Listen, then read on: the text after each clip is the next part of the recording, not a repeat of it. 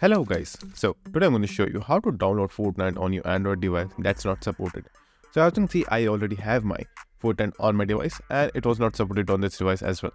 So if you go and look in Epic Games over here and then click on Fortnite, you will find that I can launch the game directly from here as well. Now, if you're not able to download the game directly from Epic Games Store over here, let me show you how to download the game. So first, I'm going to uninstall my own game.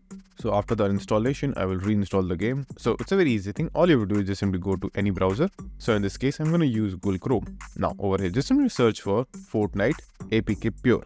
Just simply search this. Now you will find the first link over here. Click on that, which is download Fortnite latest version, whatever version that may be.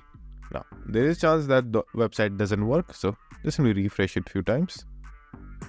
And if it still doesn't work, come back and open a different website. And as you can see, this one worked. Over here, just simply scroll down and you will find the latest version below.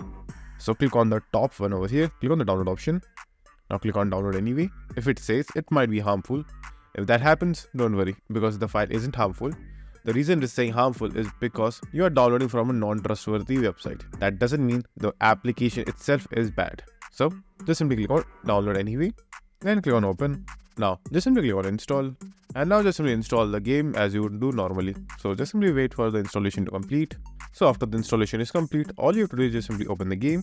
So as you can see, I can click on open over here, or if I go on the home screen, I will be able to see the Fortnite screen over here as well. So all you have to do is just simply click on that, and then the game will launch automatically and it should start downloading the required files. So just simply give it a few seconds. That's it.